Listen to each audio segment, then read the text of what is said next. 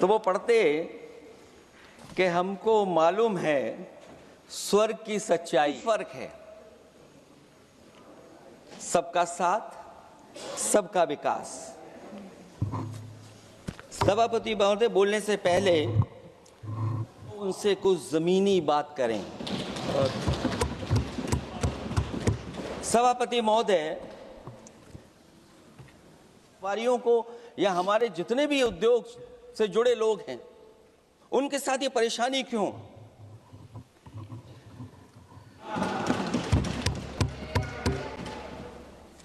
सभापति महोदय, भाजपा का समझौता गणित का हम इतना 10, 11, 12 साल से हम इतने बजट ला रहे हैं कि हमारे पर कैपिटा इनकम लोगों की नहीं बढ़ पाई और सदन में क्वालिटी के नहीं है जिस क्वालिटी के आज विकसित भारत के एक्सप्रेस वे होने चाहिए। जो लोग भ्रष्टाचार पे बड़े बड़े सवाल उठाते हैं उनके नाम से बनने के साथ साथ उनका नाम भी बदल दिया। पहले वो चंबल एक्सप्रेस वे बन रहा था, फिर अटल जी के नाम से एक्सप्रेस वे बन रहा था। लगता है अखिलेश यादव जी।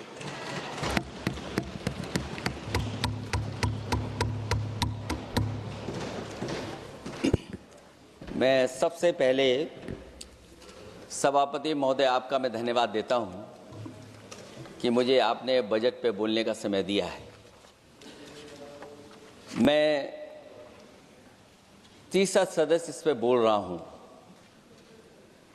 मैं अभी में से पूर्व कांग्रेस पार्टी के नेता माननीय शशि थरूर जी जो बात कह रहे थे उन्होंने बहुत सारे आंकड़े दिए हैं। सभापति महोदय, वही मिलते जुलते आंकड़े हमारे पास भी हैं। जब कभी जवाब आए तो शायद उन आंकड़ों का जवाब भी आए। और जब वो अपनी बातों को खत्म कर रहे थे तो वो एक शेर पढ़ के गए हैं। मिर्जा गालिब का एक शेर पढ़ के गए हैं सभापति महोदय। सभापति महोदय, यही शेर अगर बीजेपी को पढ़ना होता तो बीजेपी कैसे पढ़ती? अगर यही शेर बीजेपी को पढ़ना पड़ता तो वो पढ़ते कि हमको मालूम है स्वर्ग की सच्चाई, लेकिन दिल को बहलाने के का गालिब ये ख्याल की जगह सोच अच्छा है। सभापति महोदय, यही फर्क है सबका साथ सबका विकास। सभापति महोदय बोलने से पहले मैं जब बजट को देख रहा था और अक्सर सरकार को पिछले कई सालों से चलता हुआ मैं देख रहा हूं, मैं कहना चाहता हूं क्यों झूठे ख्यालों में दिन रात करें जो बनाते हैं हवा में बातों के महल, आओ उनसे कुछ जमीनी बात करें। सभापति महोदय,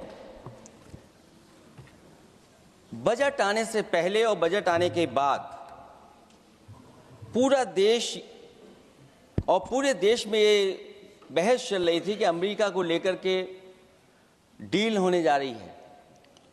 सभापति महोदय, मुझसे पहले अभी जो भारतीय जनता पार्टी की माननीय सदस्य बोल रही थी और भारतीय जनता पार्टी का ये पक्ष है कि हम लोगों ने दुनिया में बहुत सारे देशों से फ्री ट्रेड एग्रीमेंट कर लिया है। सभापति महोदय, मैं भारतीय जनता पार्टी की सरकार से जानना चाहूँगा अभी कितने देश और बचे हैं जिससे आप फ्री ट्रेड एग्रीमेंट नहीं कर पाए हैं? कुछ ऐसे भी देश बचे होंगे शायद जिनसे आपकी इच्छा होगी कि हम फ्री ट्रेड एग्रीमेंट कर लें। और सभापति महोदय का फ्री ट्रेड एग्रीमेंट हो भी जाते हैं।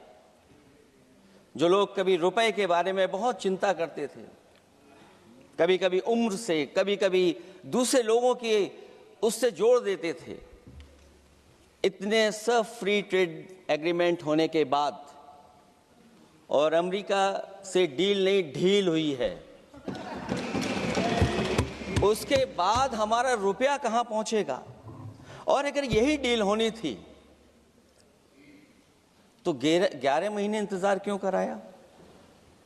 अगर यही डील होनी थी सभापति महोदय, तो 11 महीने किस बात का इंतजार था? हमारे कारोबारियों को या हमारे जितने भी उद्योग से जुड़े लोग हैं, उनके साथ ये परेशानी क्यों?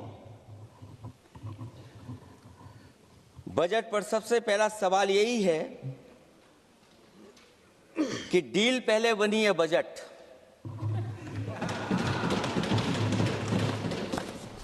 और बजट का हलवा यहां ज्यादा बटा के वहां। सभापति महोदय, स्वदेशी, आत्मनिर्भर, ये शब्द तो बहुत अच्छे लगते हैं, लेकिन जब डील हो गई है तो क्या इस बजट को लाने से पहले आत्मनिर्भरता और स्वदेशी को अपने अपने शब्दकोश से हटा दिया है, या इसको उल्टे अर्थ में विलोम शब्दकोश में डाल दिया है? और ये डील नहीं है जो हम आप सब समझ पा रहे हैं। शायद 70 वर्ष के लोग ये नहीं समझ पा रहे होंगे, लेकिन पूरा देश समझ रहा है कि हमने अपना बाजार एक बार और खोल दिया है।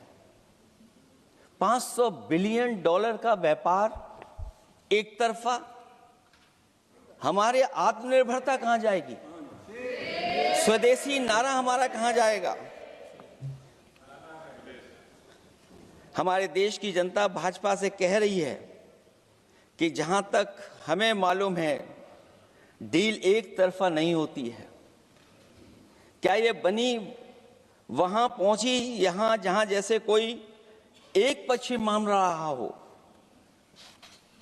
जनता भाजपा से यह भी जानना चाहती है कि 0 बड़ा के 18।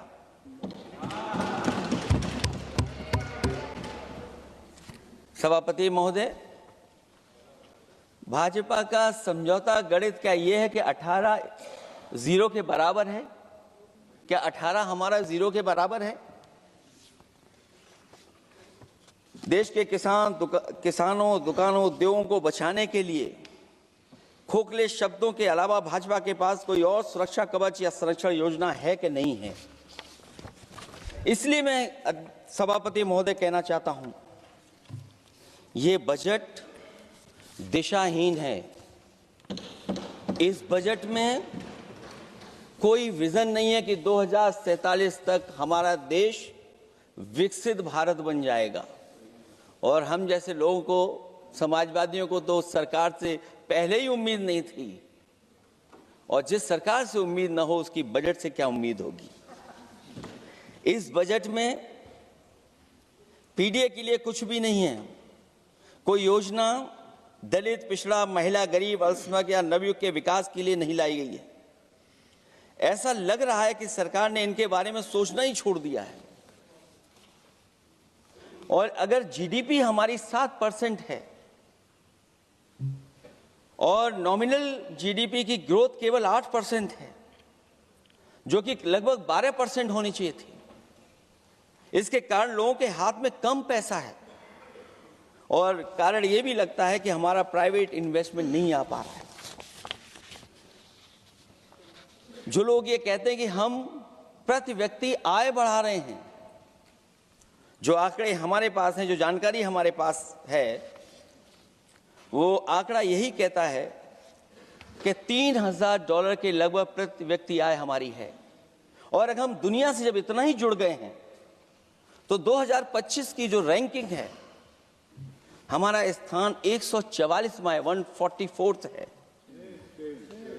तो जहां हम इतना 10, 11, 12 साल से हम इतने बजट ला रहे हैं, क्या हमारे पर कैपिटा इनकम लोगों की नहीं बढ़ पाई? और सदन में, इसी सदन में कई बार ये पूछा गया कि जो लोग राशन प्राप्त कर रहे हैं, गरीबी रेखा से नीचे हैं, कम से कम उनकी पर कैपिटा इनकम क्या, ये तो बताना ही चाहिए सरकार को। और पिछड़ेपन को दूर करने के लिए कोई विजन नहीं दिखता इस बजट में। जैसे जब बजट आता है तो बजट में ढूंढते हैं हम लोग कि हमारे स्टेट के लिए क्या और खास नया आया होगा। उत्तर प्रदेश जैसा प्रदेश जहां पर डबल इंजन की सरकार को बहुत कुछ कहा जाता है कि डबल इंजन की सरकार है, हम विकास भी डबल करेंगे, लेकिन मैं देखता हूं उत्तर प्रदेश के लिए कोई खास योजना ऐसी नहीं आई है जिससे उत्तर प्रदेश के 25 करोड़ लोगों को कुछ मुख्य धारा से जोड़ा जाए।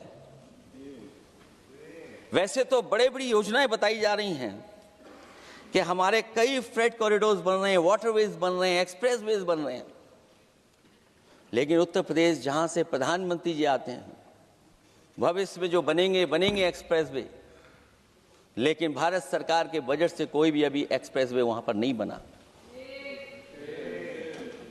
अगर कोई बना हो, नया बन रहा हो, बड़ा बन रहा हो तो बताएं।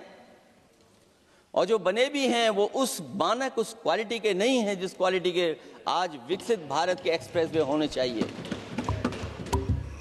जो लोग भ्रष्टाचार पे बड़े बड़े सवाल उठाते हैं वो कम से कम अपनी सड़कों को देखें, अपने एक्सप्रेसवेज को देखें कि उन्होंने क्या बना करके खड़ा इतने हजारों करोड़ रुपए खर्च करने के बाद। इनके सबसे पहले प्रधानमंत्री अटल बिहारी वाजपेयी जी, उनके नाम से कोई एक्सप्रेसवे बन रहा था।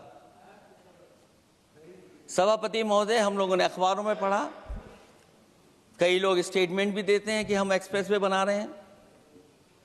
उनके नाम से बनने के साथ साथ उनका नाम भी बदल दिया। पहले वो चंबल एक्सप्रेसवे बन रहा था, फिर अटल जी के नाम से एक्सप्रेसवे बन रहा था। लगता है वो जमीन पर नहीं उतरा है, वो केवल कागजों पे बन रहा था। तो ये तो